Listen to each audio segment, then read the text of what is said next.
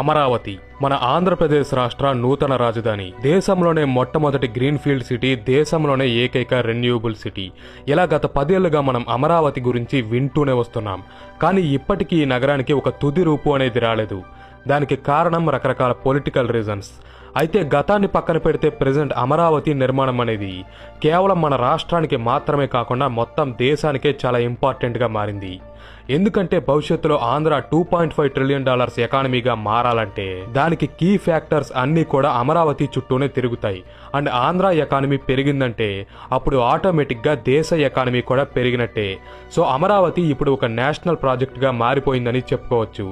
అందుకే ఈ వీడియోలో మనం అనుకున్న మాస్టర్ ప్లాన్ ప్రకారమే అమరావతి నిర్మాణం జరిగితే ఆ సిటీ ఎంత గొప్పగా రెడీ అవుతుందో, భవిష్యత్తులో రాష్ట్ర దేశ ఆర్థిక వ్యవస్థలకు ఎంతగా కాంట్రిబ్యూట్ చేస్తుందో వంటి అంశాలను తెలుసుకుందాం. వీడియో చాలా ఇంట్రెస్టింగ్గా ఉంటుంది. సో ఏ డీటెయిల్ కూడా మిస్ అవ్వకుండా ఉండడానికి వీడియోని లాస్ట్ వరకు చూడండి. అలాగే నా కంటెంట్ గనక నచ్చితే ఇప్పుడే వీడియోని లైక్ చేసి మన ఛానల్కి సబ్స్క్రైబ్ అవ్వండి. ఫిక్స్ చేసిన మాస్టర్ ప్లాన్ ప్రకారమే అమరావతి కన్స్ట్రక్షన్ అనేది జరిగితే అప్పుడు దేశంలోని హైదరాబాద్, బెంగళూరు వంటి సిటీసే కాదు కదా, ప్రపంచంలోని ఎంత గొప్ప మహానగరమైనా సరే దీని ముందు దిగదూడిపే అంత గ్రాండ్గా ఉండబోతుంది మన అమరావతి. అయితే అమరావతి ల్యాండ్ పూలింగ్ గురించి, దీని ముందు వెనక జరిగిన పాలిటిక్స్ గురించి మీ అందరికీ బాగా తెలుసు. సో వాటి గురించి నేను ఇక్కడ మాట్లాడను. కేవలం దీని ఫీచర్స్, డిజైన్ మరియు మాస్టర్ ప్లాన్ వంటి అంశాలను మాత్రమే ఇక్కడ డిస్కస్ చేసుకుందాం. అమరావతి క్యాపిటల్ రీజన్ అనేది గుంటూరు జిల్లాలోని కృష్ణా నది పరివాహక ప్రాంతాల్లో లొకేట్ అయి ఉంది. దీన్ని మొత్తం 33,000 ఎకరాల సువిశాల ప్రాంతాల్లో నిర్మించబోతున్నారు. అంటే అప్రాక్సిమేట్గా 133 కిలోమీటర్లు అన్నమాట. ఇంత భారీ స్థాయిలో ఇప్పటి వరకు మన దేశంలో ఏ నగరాన్ని కూడా నిర్మించలేదు. ఇదే మొదటిసారి కాబోతుంది. అలాగే అమరావతిని ఒక గ్రీన్ ఫీల్డ్ సిటీగా నిర్మించబోతున్నారు. గ్రీన్ ఫీల్డ్ సిటీ అంటే ఒక ఖాళీ స్థలంలో అన్నీ కూడా స్క్రాచ్ నుంచే నిర్మించిన సిటీ. అంటే ముందుగానే ఆ ఖాళీ ప్లేస్లో రోడ్స్, హైవేస్ని కన్స్ట్రక్ట్ చేస్తారు. వాటర్, ఎలక్ట్రిసిటీ వంటి రిసోర్సెస్ని అందించే ప్లాంట్స్ని కూడా ఏర్పాటు చేస్తారు. కమ్యూనికేషన్, డ్రైనేజ్, వేస్ట్ మేనేజ్మెంట్ ఇలా కీ ఇన్ఫ్రాస్ట్రక్చర్ని బిల్డ్ చేసిన తర్వాతే మిగతా సిటీని ఎక్స్పాండ్ చేస్తారు. ఈ రకంగా ముందే అన్ని ప్లాన్ చేసుకోవడం ద్వారా ఫ్యూచర్లో సిటీ పాపులేషన్ ఎంత పెరిగినా కూడా ఎటువంటి ప్రాబ్లం అనేది రాదు. అండ్ ఆకస్మిక వరదలు, ప్రకృతి వైపరీత్యాలు వచ్చినా సరే సిటీ చాలా స్ట్రాంగ్గా నిలబడుతుంది. అదే మనం దేశంలోని మిగతా సిటీస్ని గమనిస్తే అవి ప్రాపర్ ప్లానింగ్ అనేవి లేకుండా కాలంతో పాటు ఎవాల్వ్ అయిన సిటీస్. ఈ కారణంగానే అక్కడ రోజు రోజుకి పొల్యూషన్, పాపులేషన్ వంటి సమస్యలు పెరగడంతో పాటు చిన్న వర్షం వచ్చినా సరే మొత్తం డ్రైనేజ్ సిస్టమ్ పొంగి పొర్లి పరిస్థితులు అల్లకల్లోలంగా మారిపోతున్నాయి. ఇదే భవిష్యత్తులో అమరావతి మరియు దేశంలోని మిగతా సిటీస్కి మధ్య ఉండబోయే మేజర్ డిఫరెన్స్ అవుతుంది. ల్యాండ్ పూలింగ్ ద్వారా అమరావతిలో సేకరించిన మొత్తం 33,000 ఎకరాలని 9 డిఫరెంట్ జోన్స్గా విభజించారు.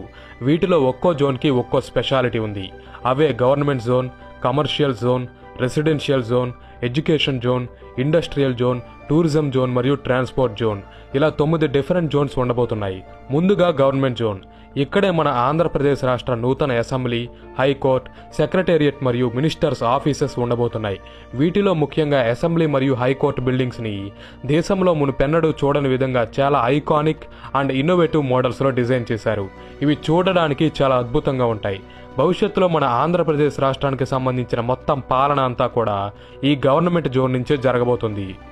అలాగే కమర్షియల్ జోన్ని ఒక ఫైనాన్షియల్ హబ్గా మార్చబోతున్నారు.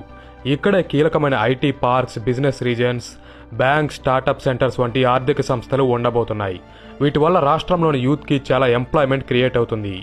వీటితో పాటు ప్రజలు వచ్చి నివాసం ఉండడానికి రెసిడెన్షియల్ జోన్స్, ప్రపంచవ్యాప్తంగా ఉన్న కంపెనీస్ అమరావతిలో తమ ఫ్యాక్టరీస్ని ఏర్పాటు చేయడానికి, వస్తువుల ఉత్పత్తికి ఇండస్ట్రియల్ కారిడార్స్ని ఏర్పాటు చేయబోతున్నారు. ఎడ్యుకేషన్ హబ్లో దేశంలోనే టాప్ యూనివర్సిటీస్, కాలేజెస్ మరియు స్కూల్స్ ఉండబోతున్నాయి. ఇక్కడ రీసెర్చ్ అండ్ డెవలప్మెంట్ని ప్రోత్సహించి కొత్త ఆవిష్కరణల రూపకల్పన జరుగుతుంది. అలాగే ప్రజలకు హై క్వాలిటీ వైద్యాన్ని అందించేందుకు ఒక డెడికేటెడ్ హెల్త్ జోన్, టూరిస్టులను అట్రాక్ట్ చేసేందుకు amusement parks, cricket stadiums, museums, బౌద్ధ స్తూపం ఇలా ఎన్నో టూరిస్ట్ స్పాట్స్ ఉండబోతున్నాయి. ఫ్యూచర్లో ఈ 9 జోన్స్ కూడా అమరావతిలోని నవనగరాలుగా ఫేమస్ అయ్యే ఛాన్స్ ఎక్కువగా ఉంది. ప్రెజెంట్ మన దేశంలోని మెజారిటీ సిటీస్ ఫేస్ చేస్తున్న అతిపెద్ద ప్రాబ్లం పొల్యూషన్. పొల్యూషన్ కారణంగా మనం పీల్చుకునే గాలి కూడా కలుషితమవుతుంది. అందుకే అమరావతిలో ఇలాంటి ప్రాబ్లమ్స్ తలెత్తకుండా ఉండడానికి సిటీలోని 60%ని పచ్చదనంతో కవర్ చేయబోతున్నారు. అంటే నగరంలో ఎటువైపు వెళ్ళినా సరే మనకు చెట్లు కనిపిస్తూనే ఉంటాయి. దీనివల్ల ప్రజలకి ఫ్రెష్ ఆక్సిజన్ అందడంతో పాటు సిటీ వాతావరణం ఎప్పుడూ చాలా ఆహ్లాదకరంగా ఉంటుంది. అమరావతిలోని ట్రాన్స్పోర్టేషన్ కోసం కూడా రకరకాల విధానాలని ఉపయోగించబోతున్నారు. ఇక్కడ 5 లేన్ హైవేస్ అండ్ ఎక్స్ప్రెస్ వేస్తో పాటు metro rails, hyper loop, rapid bus systems మరియు కృష్ణానదిలో వాటర్ ట్యాక్సీస్ ఉండబోతున్నాయి. అమరావతి, గుంటూరు, విజయవాడ ప్రాంతాలను కలుపుతూ 210 కిలోమీటర్ల భారీ ఔటర్ రింగ్ రోడ్ని ఏర్పాటు చేయబోతున్నారు. అలాగే అమరావతిని దేశ విదేశాలకు కనెక్ట్ చేసేందుకు ఒక బ్రహ్మాండమైన గ్రీన్ఫీల్డ్ ఎయిర్పోర్ట్ కూడా ఇక్కడ నిర్మాణం కాబోతుంది.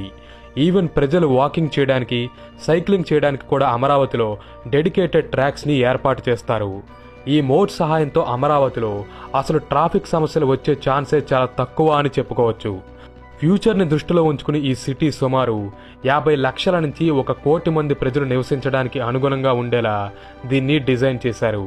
అండ్ అమరావతి ఇండియాలోనే మొట్టమొదటి పూర్తి రెన్యూవబుల్ సిటీగా మారబోతుంది. అంటే సిటీని రన్ చేయడానికి కావాల్సిన ఎలక్ట్రిసిటీ మొత్తం కూడా సోలార్ ఎనర్జీ, విండ్ ఎనర్జీ వంటి